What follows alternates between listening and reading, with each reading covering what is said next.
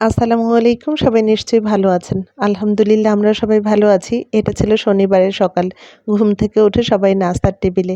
আমি রান্নাঘরের সামনে দেখলাম বিশাল বড় একটা ডেগ। পাতিল খুলতেই দেখি এখানে খাসির মাংস রান্না করা।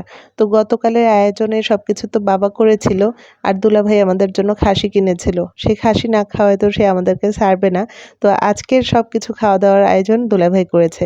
ওই পাশে হচ্ছে মুরগি ভুনা, এই পাশে হচ্ছে ঘন করে ডাল রান্না করা ছিল। এপাশে হচ্ছে গরুর মাংস। আর গতকাল তো আপনারা দেখেছেন যে অনেক পোলাও বেঁচে গিয়েছিল খাওয়া-দাওয়ার। আর যার কারণে আজকে আর কোনো পোলাও করেনি। ফ্রিজ ভরা আছে পোলাওতে, পোলাও কেউ খেতে চায় না। তাই সাদা ভাত করা হয়েছে। বাবুর্চিরা সকাল সকালই রান্না করে নিয়েছে। গতকাল রাত থেকেই তো তারা সবকিছু গুছিয়ে নিয়েছিল। আর তারা তো বরিশাল থেকে এসেছে। আজকে রান্না-বাড়া শেষ করে তারপরে এই যে সকালে নাস্তা করেই তারা এখন বরিশালে রওনা হবে।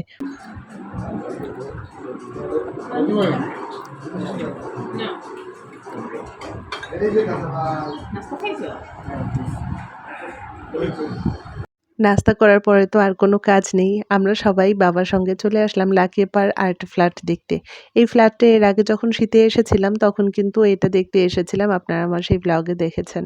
আর এবার আমরা যেই ফ্ল্যাটে উঠলাম সেই ফ্ল্যাটটা তো একদমই নতুন। এটা আমিও এর আগে দেখিনি। এবারই ১ম এসে উঠলাম। আর এই ভবনের ৯ তলায় সম্ভবত লাকিয়েপাড় ফ্ল্যাটটা। আর এই ফ্ল্যাটগুলো লটারির মাধ্যমেই পেয়েছিল। তো আমি আর কি যখন লটারি হওয়ার আগে আমি ইফাতকে বলছিলাম যে, "তোমরা যদি ৫-৬ তলায় পাও তাহলে সবচাইতে ভালো হয়।" তো ওরা সম্ভবত ৯ তলায় পেয়েছে। চলেন আপনাদেরকে একটু ঘুরে দেখাই। তো দেখেন এই হচ্ছে গ্যারেজটা। আমার কাছে মনে হয় কি যে লাকিপাড়া এখন যে ফ্ল্যাটে আছে সেই ফ্ল্যাটের গ্যারেজটা অনেক বড়। আর সেই ভবনটাও অনেক বড়। সবাই আগেই উপরে উঠে গেছে। ভিডিও করার কারণে আমি সবার পেছনে পড়ে গেছি। এই ভবনের ৯ তলায় তো লাকিয়াপ্পাদের ফ্ল্যাটটা সেই পর্যন্ত সিঁড়ি বেয়ে ওঠা সম্ভব না। তো এই ফ্ল্যাটে লিফটও আছে আর ২ পাশ থেকেই সিঁড়ি আছে। চলেন দোতলাটা একটু উঠে দেখি। আর দোতলায় যেরকম ফ্ল্যাটটা করা ঠিক ৯ তলায়ও একই রকমভাবে করা। তো দোতলাটা দেখলেই সেই লাকিয়াপ্পার ফ্ল্যাটটাও দেখা হয়ে যাবে। সে পর্যন্ত সিঁড়ি বেয়ে তো ওঠা সম্ভব না। তো এর আগে যখন এসেছিলাম শীতে তখন দেখেন এই ফ্ল্যাটটা কিন্তু সম্পূর্ণটা এইভাবে এখন যেমন ওয়াল উঠে গেছে তখন ওয়াল ছিল না। তখন একদম সম্পূর্ণটা খোলামেলা ছিল। তো চলেন ভেতরটা আপনাদেরকে একটু দেখাই। এটা হচ্ছে ড্রয়িং রুম। তো ড্রয়িং রুমের ২ পাশে ২ টা বেডরুম আছে। তারপরে আ সামনে যে রুমটা দেখছেন ওটা সম্ভবত ডাইনিং রুম। ডাইনিং এর পাশে হচ্ছে কিচেনটা আর ওই সোজা ২ টা বেডরুম। এপাশে হচ্ছে কমন ওয়াশরুম। আ ঠিকভাবে ভিডিও করা হয়নি। তো ভিডিও করা গেলে দেখতে পারতেন। ওই পাশে যে একটা দরজা দেখছেন ওই পাশেও একটা রুম আছে। মাঝে, মাঝে কথা বলতে, বলতে আর কি এত আস্তে হয়ে যায় কথা, ঠিকভাবে অনেকে আমার কথা বোঝেই না। মাঝে, মাঝে ইফাত বলে, "মামি তোমার ফোনটা চেঞ্জ করো, তোমার কথা ঠিকভাবে বোঝা যায় না।" তো এটা হচ্ছে সম্ভবত আরেকটা রুম। আর এই পাশে হচ্ছে ডাইনিং রুম। এপাশে ২ টা পাশাপাশি ২ টা বেডরুম আছে। বেডরুমের সঙ্গে অ্যাটাচ ওয়াশরুম আছে। আর ওই যে সামনে খোলা দেখছেন ওটা হচ্ছে বেলকনি। ২ টা রুমের সঙ্গেই বেলকনি আছে। ওই পাশটা হচ্ছে সামনের সাইড। এই যে এটা হচ্ছে কিচেন। সব বাসায় কিচেনটাই আমার কাছে একটু বড় ভালো লাগে। আর এই দেখেন আরফানের অবস্থা। আরফান ধরো কোনায় যায় না যেন। ধরো, ধরো। এরপরে যখন আসবো তখন হয়তো দেখবো যে এই ফ্ল্যাটটাও কমপ্লিট হয়ে গেছে। তখন খুব ভালোভাবে আপনাদেরকে একটু ভিডিও করে দেখাবো। আর এর কিচেনের সঙ্গে বড় একটা জানালা আছে। জানালা বড় থাকলে ভালো হয়। কিচেনটা একদম আলোয় ভরে যায়। যখন অনেক সময় দেখা যায় কারেন্ট চলে যায় তখন কিচেনটা যদি রুম অন্ধকার থাকলে চলা যায় কিন্তু কিচেন যদি অন্ধকার থাকে তখন কিন্তু কাজ হয় না। তো এইখানে আমরা সব ঘুরে দেখছিলাম। সবকটা রুম ঘুরে, ঘুরে দেখলাম। আপনারা তো আমার সঙ্গে দেখলেন। আচ্ছা বলেন তো লাকিপার ২ টা ফ্ল্যাটের কোন ফ্ল্যাটটা বেশি বড়? তো এটা হচ্ছে আ আ বেডরুমের সঙ্গে একটা কমন ওয়াশরুম। আর এই পাশের রুমগুলো তো আপনারা দেখলেনই। আর পাশাপাশি আরকি ২ টা বেডরুম আর ২ টা বেডের সঙ্গে ওই পাশে আ বেলকনিও আছে। আজকে সকাল থেকেই রবিউল ভাইকে পাওয়া যাচ্ছে না। নাস্তার পর থেকে তার ফোনও বন্ধ, তাকেও খুঁজে পাওয়া যাচ্ছে না। বাবা তো রাগ হয়ে আছে, তাকে ফোন দেয়, যতবারই ফোন দেয় তার ফোন বন্ধ পায়। কথা বলতে, বলতে তো সবার সঙ্গে আমি চলে এসেছি। ভেবেছিলাম আমার চাচা শ্বশুর পেছনে আছে, তার সঙ্গে ওহি চলে আসবে। কিন্তু পরে দেখলাম যে ওহি তার সঙ্গে আসেনি। হয়তো ও খেয়ালও করেনি আমরা সবাই এখানে চলে এসেছি। যখন জানবে যে ওকে একা রেখে আমরা সবাই চলে এসেছি, এইটা নিয়ে মনে করেন যতক্ষণ মনে থাকবে আরকি, আধা ঘন্টাও হতে পারে, তার বেশি সময়ও হতে পারে। খুন করবে। ছোটবেলা থেকেই একটা অভ্যাস ওর আছে। কোনো বিষয় নিয়ে যদি একটু মন খারাপ করে, সেই বিষয় নিয়ে আমার মাথাটা গরম করে ফেলে খুন করতে। এটা ভেবে তো এখন আমার টেনশন হচ্ছে যে ওকে না নিয়ে এসেও বিপদে পড়লাম। সম্পূর্ণ কাজটা যখন শেষ হয়ে একদম কমপ্লিট হয়ে যাবে ফ্ল্যাটটা, তখন দেখতে খুব ভালো লাগবে।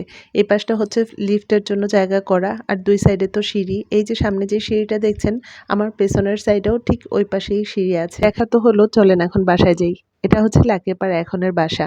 আর আমরা যখন বাসায় এসে পৌঁছালাম তখনই দেখি টিপটিপ বৃষ্টি পড়ছে। আকাশের অবস্থাও খুবই খারাপ, কালো হয়ে আছে।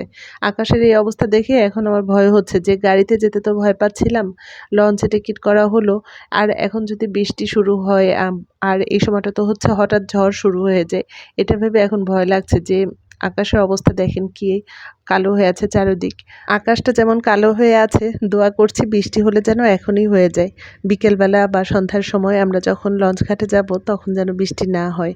ঢাকায় প্রায় বাসায়ই এখন সিলিন্ডার আর রান্নাঘরে থাকে না। দেখা যায় গ্যারেজে সিলিন্ডার থাকে, সেখান থেকে লাইন নেওয়া হয় রান্নাঘরে। তো এই নিয়মটা করার কারণে ভালোই হয়েছে, একদম নির্ভয়ে থাকা যায়। নয়তো প্রায় জায়গায় এখন সিলিন্ডার নিয়ে যে সমস্যাগুলো হয়, অনেক ভয় লাগে দেখতে। তো চলেন এখন বাসায় যাওয়া যাক। বাইরে কাউকে বের হতে দেখলে আরফানকে আর ধরে রাখা যায় না। সম্পূর্ণ রাস্তাটাই আমাদের সঙ্গে বেশ ঘুরে আসলো। আমি ঠিক জানি না, তবে সম্ভবত লাকিপার ফার্মের গরুর দুধের দই থেকে আজকে এই বোরহানি করা হয়েছে। বোরহানি তো আমার অনেক পছন্দ। বাসায় এসে আপনাদের ভাইয়াকেও দিলাম, আমিও খেলাম। লাকিপা ব্যস্ত, সবাইকে খাবার দিচ্ছে টেবিলে। আর আজকে আর কিছুক্ষণ পরেই তো আমার চাচা শ্বশুররা রওনা হবে। তাই দুপুরে খাওয়া-দাওয়া করে তারা রওনা হবে। আর এইখানে সব খাবারগুলো টেবিলে দিচ্ছিল। লাকিপা গরম করছিল খাবারগুলো, আমি এখানে টেবিলে এনে দিচ্ছিলাম। মনি আপু এখানে পাট শাক ভাজি করছিল। তো আজকে পাট শাক আর রেখা ভাজি দিয়ে মনে হয় যেন পেট ভরে ভাত খাবো। আসার পর থেকে তো মাংসই খাওয়া হচ্ছে।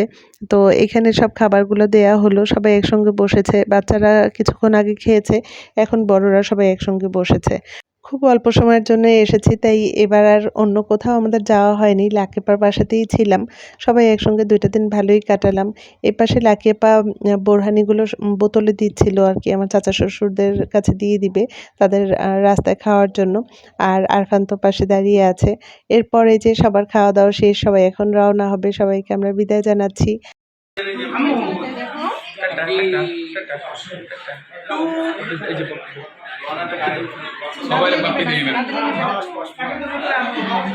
ওই যে যাই, সবাই যাই। এটা ছিল বিকেলের দিকে, সবার খাওয়া-দাওয়া শেষ। আর এখানে মনি আপু প্যাকেটে মিষ্টি দিচ্ছিল আমাদের জন্য। আমরা নিয়ে যাব লঞ্চে খাওয়ার জন্য সেইগুলো। আর লাকিপা ওইদিকে সব মাংসগুলো গরম করছিল, কারণ সেই ভোরবেলা তো রান্না করেছে বাবুর্চিরা।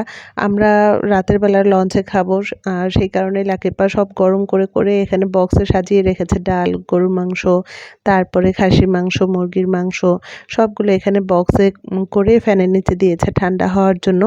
তো এরপর সব তো গোছানো শেষ। আমাদের কাপড়-চোপড় তো বেশি একটা আনিনি। আর কিছুক্ষণ পরে আমরাও রওনা হব। এদিকে ওই যে বললাম না, ওহি কোনো একটা বিষয় নিয়ে খুন যদি শুরু করে, সেটা নিয়ে অনেক সময় সে মন খারাপ ছিল যে তাকে রেখে আমরা একা গিয়েছিলাম ওই ফ্ল্যাট দেখতে। তো আপনাদের ভাইয়া বলল যে চলো তোমাকে এখন একা দেখায় আনি। তখন তো আর যাবে না। সবার সঙ্গে যাওয়ার যে আনন্দ সেটা তো আর থাকে না। তো এখন চা খাচ্ছে। আমার ছেলেদের তো চা অনেক পছন্দ। দুপুরে খাওয়া-দাওয়ার পরে আরফানের বাবা-মা গিয়েছে ডাক্তারের কাছে। অনেক সময় বসে একটা পাশে বিড়াল ছিল, সেই বিড়ালকে দেখিয়ে ওকে কয়টা ভাত খাইয়েছিলাম। এখনো ঘুমাচ্ছে। এখনো আফিফারা আসেনি। আমরা সবাই রেডি বের হওয়ার জন্য। তো সবার কাছ থেকে বিদায় নিয়ে নিচ্ছি। স্বর্ণারা তো গতকাল এসেছিল, আজকে আর ওরা আসতে পারেনি। জসিম ভাইয়ের অফিসে একটা প্রোগ্রাম আছে। তো বাবুর্চিরা রান্না করে যাওয়ার পরে লাকিপা ওদের খাবারগুলো শিহাবকে দিয়ে ওদের বাসায় পাঠিয়ে দিয়েছিল। তো মনি আপুর সঙ্গে অনেক বছর পর দেখা হলো। মনি আপু হচ্ছে আপনাদের ভাইয়ের খালাতো বোন। অনেক বছর হয়েছে তার সঙ্গে দেখা হয় না। তো এবার আসার পরে তার সঙ্গে দেখা হলো। তো মনি আপুর ২ মেয়েকে আপনাদের ভাইয়া সালামি দিল। বাসা থেকে একটু দেরি করেই আমরা বের হলাম, কারণ শনিবার তো তো খুব বেশি একটা সময় লাগবে না। আর এছাড়া দেখা যায় যে শনিবার ছাড়া যেই দিনগুলো অফিস খোলা থাকে তখন জ্যামে পড়তে হয় রাস্তাঘাটে। যার কারণে একটু তাড়াতাড়ি বের হতে হয়। তো আপনাদের ভাইয়া বলল যে বেশি একটা সময় লাগবে না। আর কি আজকে ছুটির দিন আছে। রাস্তায় কোনো জ্যামে পড়তে হবে না। শিহাবের কাছ থেকে বিদায় নিয়েই তো আমরা যাচ্ছি। আমি তো ভয়েই ছিলাম, না জানি কত সময় বসে থাকতে হয় জ্যামে। এই জ্যাম জিনিসটা আমার খুবই খারাপ লাগে, বিশেষ করে ঢাকা শহরে। তো খুব বেশি একটা সময় লাগেনি। অল্প সময়ের মধ্যে আমরা চলে এসেছি। লঞ্চে ওঠার পরে খুব শান্তি লাগছিল। লঞ্চে ঢাকা যখন বেড়াতে আসি, যখন লঞ্চে উঠি, লঞ্চ জার্নি তো আমার এমনিতেই অনেক বেশি পছন্দ। তাছাড়া ঢাকা থেকে যখন বরিশালে যাই তখন মনে হয় যেন আমার প্রাণের শহর যাচ্ছি। ইফাত আবার তাজ জহির জন্য চিপস, কেক এগুলো দিয়ে দিয়েছিল। বড় ভাইয়ের দায়িত্ব পালন করলো আরকি। লঞ্চে এসে সেগুলো খেলাম। আর এই যে লাকিপা বোরহানি দিয়ে দিয়েছিল। এরপরে আমরা রাতের খাবার খেয়েছি। আর লাকিপা অনেক কিছু দিয়ে দিয়েছিল। অন্যান্য তরকারিগুলো দেখা যায় আমরা মুরগির মাংস দিয়েই খেয়েছি। মুরগির মাংস, ডাল ভুনা এগুলো দিয়ে খেয়েছি। আর গরুর মাংস, খাসির মাংস ছিল, এগুলো লঞ্চের ফ্রিজে রেখে দিয়েছি। তো এটা ছিল অনেক রাত। একটু বাইরে হাঁটছিলাম। লঞ্চে আমি কখনো ঘুমাই না। আমার ঘুমই আসে না। আমার লঞ্চে ভয় লাগে। তবে লঞ্চ জার্নিটা আমি খুব পছন্দ করি। ভয় লাগে যে আমি যখন ঘুমিয়ে থাকবো তখন যদি কোনো দুর্ঘটনা ঘটে আর আমি যদি ঘুম থেকে উঠতে না পারি, এই ভয়ে, ভয়ে রাত ভোর হয়ে যায় আর ঘুম আসে না। তো অনেক গল্প করলাম আপনাদের সঙ্গে। আজকে তাহলে এখানেই রাখছি। এই তো সকাল হয়েছে, আমরা এখন বাসায় যাচ্ছি। আজকের ব্লগটা কেমন লাগলো ছোট্ট একটা কমেন্টস করে জানাতে পারেন।